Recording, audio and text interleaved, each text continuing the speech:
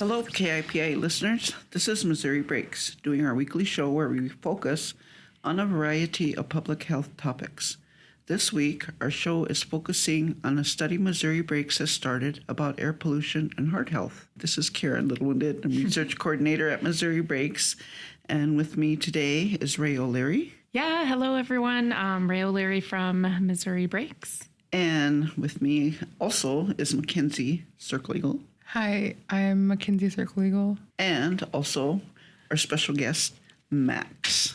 Hi everyone, I'm Max. I am visiting Eagle Butte for the past 3 weeks to help launch this study that we just started at Missouri Breaks. And I'm a guest from New York City. There, I'm a medical student at Columbia, and I just finished up my first year, and it's summer break time, and I thought, what a better way to spend my summer than coming to Eagle Butte to help launch this study. Awesome. Can you talk a little bit about how you came to be interested in this study and what it took to get here? Yeah, so I guess a little bit of background is that I am a member of the Yupik tribe of Alaska, and that's something that I think has influenced my interest in medicine and in research. So a lot of the times when I'm looking at presentations or research studies on on essentially any topic, if they're breaking it down by race, there's this thing called the asterisk problem, where there's an asterisk over the Native American category because there is just such a small sample size that they're unable to find any statistically significant insights on Native American populations. And I found this in, so many different research studies that I really wanted to help contribute to increasing awareness of Native populations in research and working on projects related to Native health. So there's this one time I was listening to a presentation and there wasn't the asterisk over the Native American category. There was pretty good data on how COVID has affected different racial groups. And the data was sourced, I believe, through the Strong Heart study. And that was my first introduction to the Strong Heart study. And as soon as that presentation was over, I went up to the researcher and asked her, so what is this Strong Heart study? I want to know more about this. And I learned that it's a long-term longitudinal research project on Native Americans. And I just found that was fascinating. So I really wanted to learn more about it and contribute to the Strong Heart study during my summer break because we all have about 3 months off. And I wanted to spend it working on something that was related to my career in medicine, but also very personally meaningful to me. That's so cool. I think, so those that aren't aware, Strong Heart Study is operated out of the Missouri Breaks office in Eagle Butte here, but we also have offices and Strong Heart Study participants on 3 tribes in the Dakotas, which is the Spirit Lake tribe, Cheyenne River, and Oglala. And then there's also sites in the Oklahoma area and the Southwest. So we are part of one of 3 centers for Strong Heart Study, and it's been amazing to have more representation of Native people in research. And yeah, we're just grateful to have you here, Max, helping launch this study. Okay, so Max and Mackenzie, what would you like the viewers to know about the new study, say for the purpose of the study? So I mentioned I'm here to work on the Strong Heart study, and this is a offshoot of the Strong Heart study where we're expanding the study to involve Strong Heart and non-Strong Heart participants to understand how air pollution affects heart health. So what we're essentially trying to understand is how the air pollution here in Eagle Butte and the reservation is affecting someone's blood pressure, because we know that Native Americans are especially prone to high blood pressure, and also that air pollution can really cause harmful effects to someone's heart. So we're just trying to characterize both to really understand the association between the two. And Mackenzie can give some details on how exactly we're doing this. We would put a outdoor air monitor outside your house that would read the air quality outside of your house. And then we would put an indoor air quality monitor somewhere inside your house and then you would wear a blood pressure monitor for 24 hours. Yeah, That's exactly. basically what it entails. Yeah, and I have to call out Max and Mackenzie because I know both of you wore the blood pressure monitor for 24 hours. That was kind of part of our training for this study, and it sounds very like, what does that even look like to wear a blood pressure monitor for 24 hours? So, would either of you like to share what your experience was like, and maybe if people are interested in participating, what they can expect? I feel like it wasn't too bad. I really didn't want to wear it, but after a while, you kind of get used to it, and it's not so bad. I think I had the most trouble with like sitting still and like not talking, and like because I would be driving or I went to the hospital and like I had to talk. Right. And like when I went to the hospital, the doctor thought I was the patient, but we were there for someone else. But yeah, I don't think it was too bad. Yeah, it's essentially just a blood pressure cuff that you wear for 24 hours. And then twice an hour, it'll squeeze your arm and read your blood pressure for 24 hours straight. And yeah, I thought I would have a lot of trouble sleeping, but I honestly slept right through it. I don't know, maybe I'm just a little bit of a heavy sleeper, but I really didn't even notice it. I slept so great that night. Nice. And so the blood pressure monitoring you wear for 24 hours, but how about the air pollution? How long do you monitor that? Yeah, so we're measuring the air pollution for 7 days. So what we do is we put this little small black box that just reads some data on air quality. We put that inside your house and then also outside your house, and those stay there for 7 days. And you'll pretty much never notice them. It's just a little small box sitting in the corner of your room. Okay. And what type of measurements does it take? Yeah, so it's assessing a few different data points on air quality. I believe there's data points on CO2, nitric oxide, natural gases. Yeah, I can't remember every single data point off. Yeah, there's like 6 of them or so. I Yeah. think maybe VOCs as Yeah, well, I saw, VOCs. which are like scents, like if you're burning a candle or you have a air freshener in your room, in your house, things like that, right?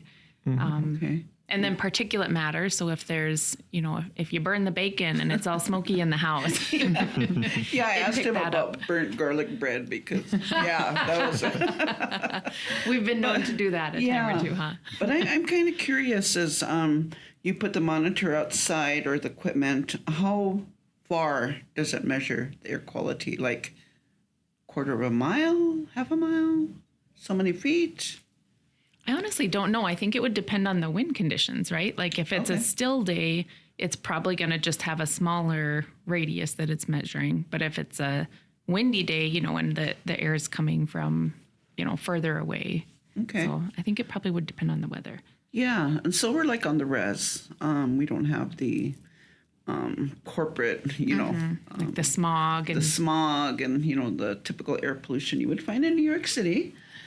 So what type of pollution do we have here on the res? I think one of the main ones that we're interested in is air pollution in the home caused by your heating system. So there's a lot of different heating systems. Some people have gas, some have propane, electric, and these different systems can cause different types of air pollution. So we're interested in characterizing those. And then also outdoors, we're interested in seeing how things like trash burning or general fires, bonfires, or wildfires are affecting the air quality outside your home. yeah, in the summers especially, it seems like we are still getting a lot of the smoke from the Canada fires, and it's periodic, but it still happens here and there. So that will be interesting to see if that's having any effect on heart health and participants on those smokier days. Yeah, definitely. And we also have wood stoves. People still burn wood in their homes. Probably not right now, but like in the winter time. So what kind of pollution does that provide? Any type of negative air quality or? Yeah, so anytime there's smoke, there's definitely going to be potential for health effects. What's being burned is probably the bigger thing, like trash burning of just household trash, plastics, and paper and styrofoam and things like that, those are going to put out a lot more toxic fumes and chemicals than just like a piece of wood. But I mean, I think it's just important to be aware of your own health factors when you're, and of course, what's available to you. If that's your only way to heat your home, then that's just what's necessary, right? Right. But yeah, anytime there's smoke, there's potential for health effects. Okay. So, Mackenzie, how does one become eligible to participate in the air quality study? So to be eligible, you have to be between the ages of 35 and 54. You can't be pregnant, and that's it, right? One per household would be another thing. So one if per there's, household. multiple adults that are eligible in the same household, you'd really need to identify who wants to participate. We have limited sizes on cuffs. I don't know what the size goes up to. 50 50 centimeters. 50 Yep. centimeters. Okay. And if they're interested, how would they find you? Yeah, so they could call the office at Missouri Breaks, which is 605-964-1260, and they could ask to talk to anyone from the air pollution team, which is myself, Max, or Rebecca. Okay. And one detail I think we haven't touched on is how long the study goes. Did either of you want to talk about, like, is this just a one-time, one and done thing, follow-up, for how long participants can expect to be involved? Yeah, that's a really good point. So we talked about how the air pollution equipment is there for 7 days. The blood pressure monitor is there for just 24 hours, but this is all for visit 1. So at the end of the study, we'll have 3 visits, each spaced 9 months apart. So that way we're getting some data at various different seasons. And after the end of each visit, the participants are given $100 and their data about what their blood pressure readings were, which can, help inform them of their overall heart health. And I would imagine, as a nurse, I'm kind of thinking through what might be learned from this study. And I'm wondering, so a hypothesis, we learn that in science class in middle school, and we do our science at, projects. A hypothesis is the guess, right? So I'm thinking that probably the hypothesis would be that the more air pollution a person has in their home or outside their home, that they would have either higher blood pressure or maybe more like fluctuation in blood pressure. And that, that's what we're wanting to understand is the link between air pollution and heart health. Is that accurate to say that's what the hypothesis is? Yeah, I think so. I think we're really looking at how high blood pressure is affected by air pollution, because high blood pressure can have a lot of different negative health effects that can affect pretty much every organ system. So we're really just trying to understand the risk factors, with air pollution being one of these risk factors. And if we can understand that, what are the implications then? If we know that, yep, these sources of air pollution are affecting blood pressure, which then affects other organs in the body, what can be done about it? Yeah, I think that the most important thing that we can find from this study is a way to empower the participants and the residents of this tribe. So let's say that we find one of the different stove types leads to higher blood pressure. It would be really valuable for us to find the members of the tribe who have these type of stoves and give them information about the effects of having this type of equipment in their home. So that way they can make the best choice for them. If they want to change to a different type of heating system or a different stove to protect their heart health, then they would be able to. But it all comes back to giving the information to the participants and to the members of their tribe. Yeah, great. And, just a little context. So again, this is Missouri Breaks. We have with us Karen, Mackenzie, Ray, and Max, our special guest from Columbia University, which is in New York City. And we're talking about a new study on air pollution and heart health. And absolutely, like if we can, this study in particular is looking at understanding the problem. But once we understand the problem, then comes the intervention phase of like, how can we intervene now and improve health and create behavior change? And honestly, that's my favorite kind of research. But of course, we can't do that research until we have a better understanding of the problem. So that's the phase we're at. Anything else about the study? Well, I was wondering, how many participants are you looking for? 80, right? Yeah. Okay, okay.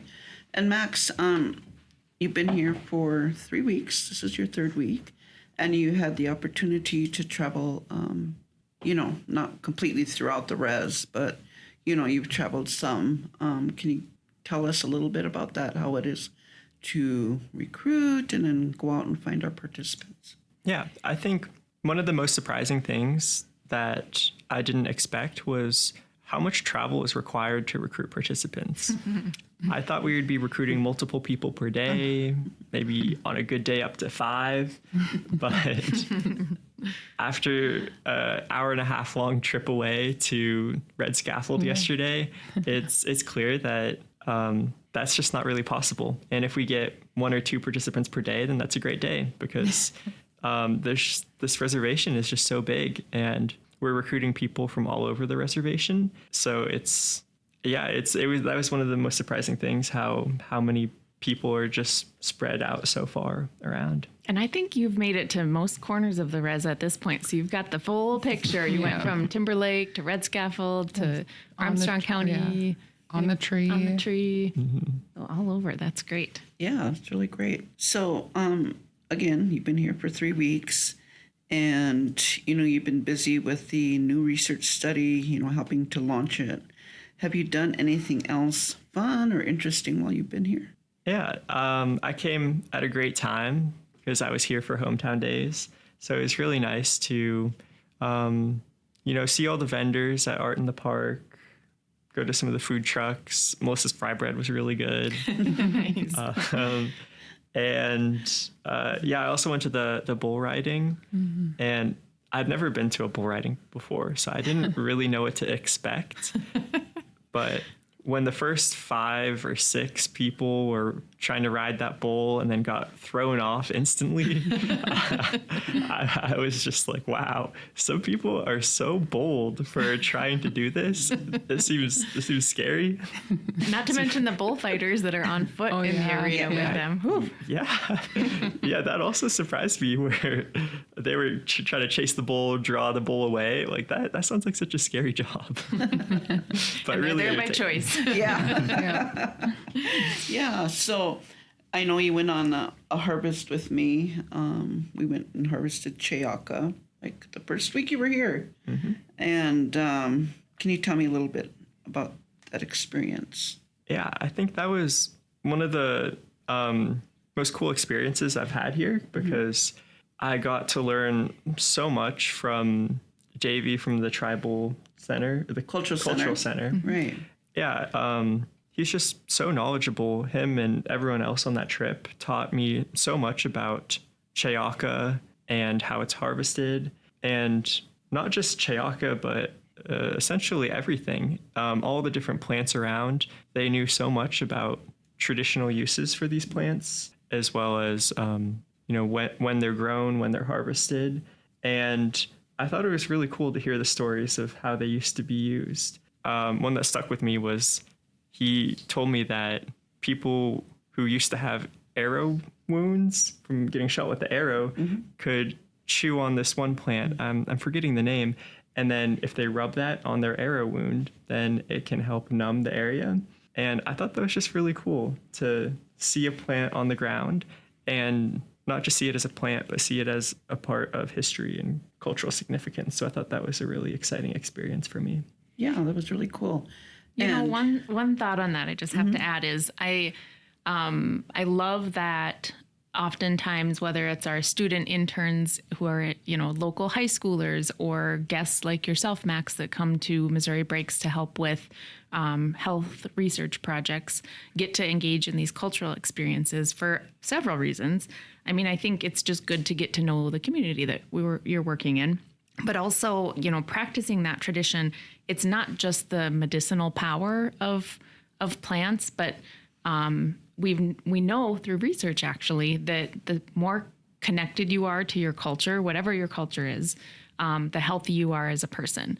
We also know that, harvesting plants, you have to exercise. You're out moving about and climbing hills and digging with shovels and all of that. So it's exercise. So that's a physical, effect or positive thing about harvesting. And I also love, so of course, harvesting plants is a traditional practice, but it's also a good thing you can do for your physical and mental health as well, spiritual health, cultural health, all of that. But I love too that you acknowledged some of the ways we've learned about plants, because Native people are the original researchers. That took research to take a plant from the ground and chew it and turn it into a paste and use it in a certain way or steep it in a tea. That's research, and it's amazing that our ancestors had that knowledge and insight to discover that, and it's still being shared today. So I just love that piece of connecting the culture with the health and research too.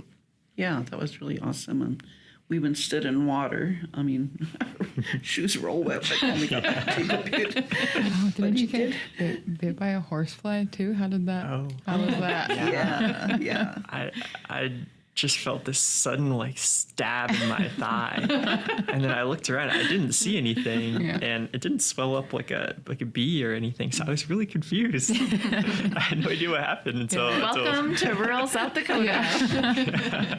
Yeah, and he got an opportunity to try Team Sila. Nice. Toshka Devi dug one up, and we all shared one Team Sila, and it was really delicious. And our next harvest, and I'm glad you're getting the opportunity to go harvest Wachbewa stemana, and it has medicinal properties as well. It smells really good. Actually, I have a little sample at my office that I was going to share with you. Just smell this, Max. I'm kind of disappointed though that you won't be here for Tinshasha harvest, but that's way in the coldest part of the winter, so you'll be nice and warm in New York by then.